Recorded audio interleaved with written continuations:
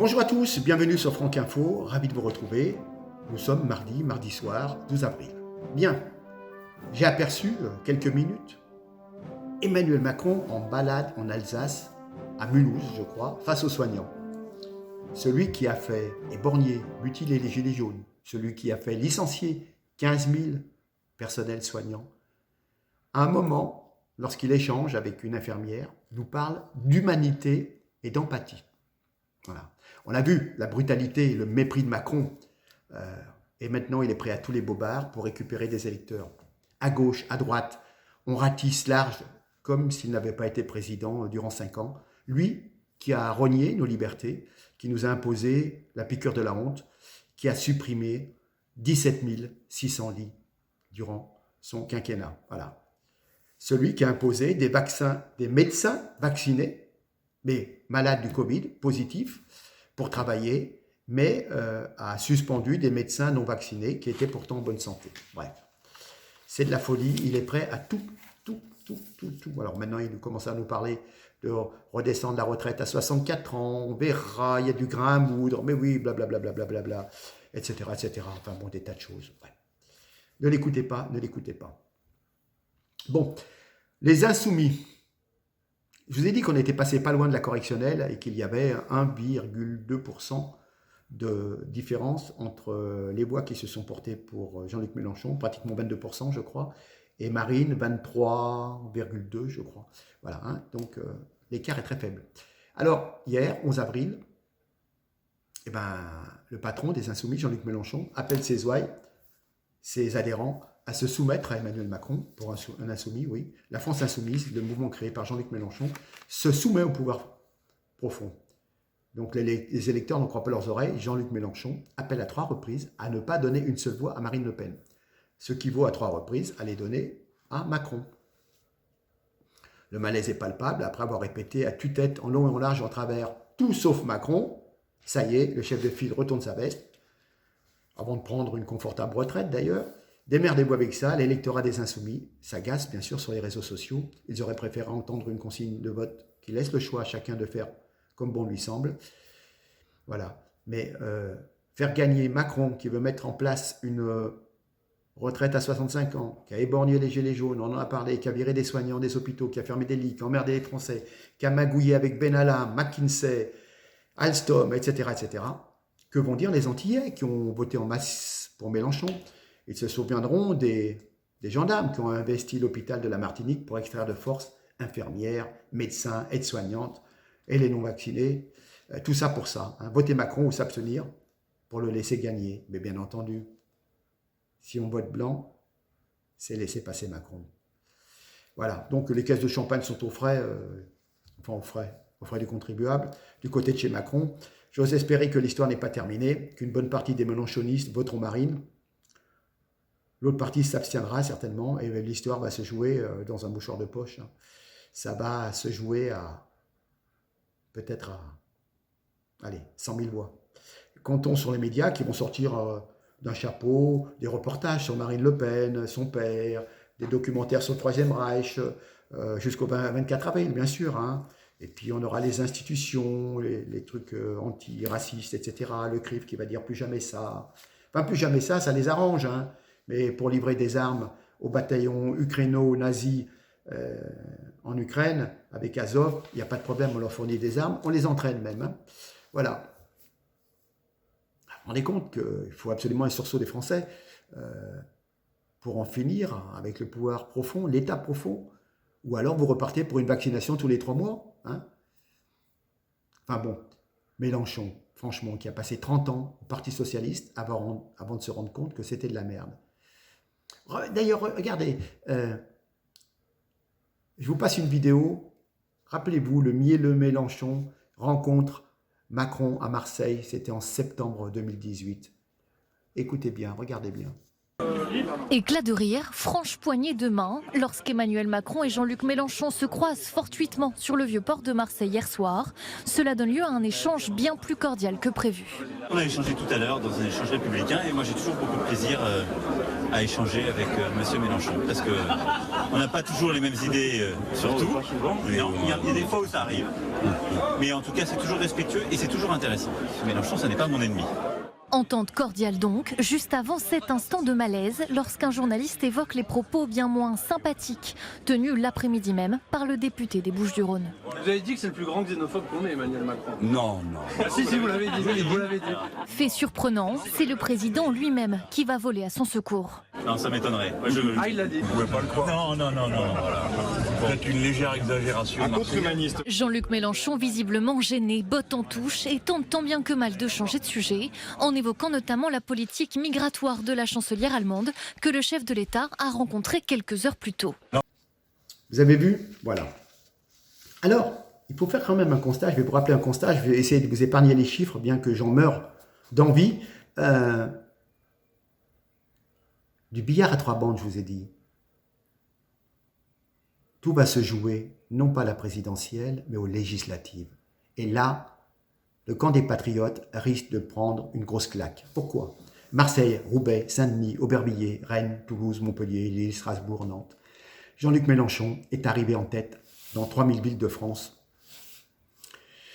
Mais il remporte 31% des suffrages dans les villes de 100 000 habitants. Dans ces villes, Marine Le Pen est à 16%, Emmanuel Macron à 26%. Voilà. Il faut regarder l'énorme progression de Mélenchon. À Marseille, plus 7 points. Il est à 31%. Il triomphe dans 6 arrondissements du centre-ville et dans les quartiers nord.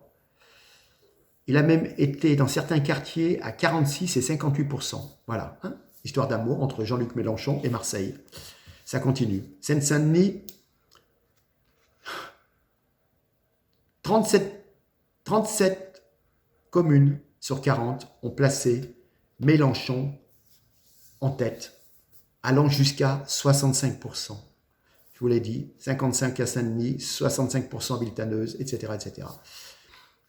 Donc c'est incroyable. Roubaix, 52, Avignon, 36, etc., etc. Il a doublé les scores en Guadeloupe. Écoutez, j'ai tout, mais croyez-moi sur parole, mais il n'y a pas pratiquement une circonscription, un département où il n'a pas rajouté 5, 6, 7, 8%. Voilà. Hein, je ne veux pas vous noyer de chiffres. Je peux vous les envoyer pour ceux qui le voudront. Voilà. Ce sont des chiffres qui sonnent autant d'alerte. Le grand remplacement a définitivement quitté le domaine de la théorie pour se traduire en actes politiques sous nos yeux. En clair, les quartiers qui, historiquement, se rendaient peu aux urnes, commencent à se mobiliser. La propagande indigéniste, islamo-gauchiste, couplée à la pression démographique, porte ses fruits. Ce sont des fruits amers. Les Français se prennent aujourd'hui en boomerang, la réalité en pleine face. Rappelons que, selon un sondage réalisé par la Croix, le vote des Français selon leur confession, 69% des musulmans ont voté pour Jean-Luc Mélenchon. Voilà. Je ne vous dis pas, il a carrément doublé ses chiffres en Guyane, Réunion, Guadeloupe, etc. etc. Hein. Jean-Luc Mélenchon trône donc non pas sur un tas d'or, mais sur une poudrière sociale. Il détient les clés des 5 ans à venir. Il n'est pas candidat au second tour, mais à cause de la surtout à cause de la multiplicité des candidatures de gauche, bien entendu, s'il y aurait eu les 2% des communistes, plus ci, plus ça, il aurait pu être devant Marine. Voilà. Hein. Mais il va être en position de force et va négocier chèrement son appui. Emmanuel Macron a lundi avoué à la presse qu'il échangeait des SMS avec Mélenchon. Voilà. Il va lui faire un chantage un chantage à la paix sur les banlieues. Hein. Donc le temps et la démographie jouent en sa faveur et il souhaite une cohabitation. Voilà. Si Marine Le Pen devient présidente, rien n'est fait. Ce grand remplacement s'imposera à elle, d'autant plus violemment que Jean-Luc Mélenchon, dans une stratégie de terre brûlée civilisationnelle, ne lui ménagera pas un 3e tour social qui va être mouvementé. Hein. Donc je vais vous dire tout de suite, Quatennens, le numéro 2 de Adrien Quatennens, le numéro 2, 31 ans, le numéro 2 de Mélenchon, nous dit hier, je crois, Emmanuel Macron ne peut pas avoir de majorité à l'Assemblée. La France insoumise s'en remet désormais aux élections législatives. Après avoir récolté 21,95% de voix au premier tour de l'élection présidentielle, Jean-Luc Mélenchon n'a pas pu se qualifier, d'accord? Les élections législatives représentent ainsi le dernier recours pour empêcher une victoire totale d'Emmanuel Macron. Voilà, c'était sur France Inter. Il compte imposer une cohabitation à l'Assemblée nationale face à la République en marche. Voilà, donc autant vous dire, si on continue, d'après les bruits que j'ai, d'avoir des soucis d'adaptation entre le RN et les gens qui viennent de chez Zemmour, parce qu'évidemment, les gens qui viennent de chez Zemmour l'ont un peu dur, 7% c'est vraiment bas, ils ont effectivement été victimes, je veux bien le reconnaître, d'un vote utile, et au dernier moment, certaines personnes, il aurait fait 11, il aurait fait 12 peut-être, mais c'est vrai qu'au dernier moment, des gens se sont dit, Marine est très largement en tête, on préfère voter pour Marine, parce que voilà, on est d'accord, de toute façon, quoi qu'il en soit, même sans vote utile, Marine était devant. C'est un fait. Bon, après, vous savez, c'est comme dans le commerce, vous proposez des produits, il y a des clients qui vous les achètent ou vous ne les achetez pas. Il y a certaines choses dans la candidature Zemmour qui ne pouvaient pas rassembler au-delà de son camp. Donc, c'est ainsi. Après, c'est quelqu'un de brillant. Je l'ai écouté presque tous les jours lors de ses émissions à la télé. Il n'y a pas de problème, je veux dire, voyez. Bon, c'est comme ça. Il faut faire l'union sacrée. Il faut faire l'union sacrée, sinon c'est la Bérésina. C'est la Bérésina et on va avoir une chambre, un parlement qui va être complètement bloqué par la France insoumise et les macronistes de notre côté et qui vont sacrifier la France au profit de la multiculture. Hein. Et on va mettre en place la créolisation, comme le dit Mélenchon, de notre France. Donc, plus possibilité d'expulser les délinquants, plus de possibilité de réduire les migrants, les immigrations clandestines, etc., etc. Ça va être fou, fou. Donc, autant vous dire que je sonne l'alerte, mais là, ça commence très, très mal. Et donc, il faut absolument se ressouder. Et il faut que toutes les forces patriotiques, Debout la France, les Zemmouriens et le RN se mettent ensemble et il faut faire passer Marine. De toute façon, le fascisme, on l'a vu, c'était Macron pendant 5 ans. Et il faut absolument, absolument tous se mobiliser parce que pas une voix ne doit manquer. Ça va se jouer à très, très peu. Hein. Et après, il faudra voir au niveau des législatives pour ne pas se faire avoir par la France insoumise qui, elle, envoie ses troupes et bénéficie d'un support des banlieues. D'accord ? Voilà. Donc, je vous préviens, ça va se passer comme ça. Et malheureusement, si seulement je pouvais avoir tort, mais j'aurais raison. Et déjà, j'en suis persuadé. La tête sur le billot, j'en suis persuadé. Voilà. Je vous laisse réfléchir. Mais en tous les cas, pas de petites querelles de clochers. On est tous dans le camp des patriotes. Voilà. Il ne faut pas regarder derrière ce qui s'est passé durant ces quelques mois de campagne. Il faut regarder devant ce qui risque d'arriver. Hein. La France va brûler et on est en train de se disputer sur la couleur du tuyau d'arrosage pour éteindre l'incendie. Je ne sais pas si vous voyez. Hein. Moi, j'ai des retours du terrain. Ça ne va pas du tout entre les Zemmouriens et le RN. Hein. Chacun a ses petites bisbilles parce que, évidemment, le RN s'est fait dépouiller par Zemmour de certains de ses cadres. Et maintenant, quand il le voit revenir, ça se passe mal. Voilà. Bref, stop. Regardez l'avenir. C'est l'avenir de vos enfants. Vous vous êtes engagés en politique. Vous avez des responsabilités. Vous devez y aller et faire l'union. Sinon, c'est terminé. C'est terminé. Dans 5 ans, d'autres personnes issues de l'immigration auront les papiers français et c'est terminé.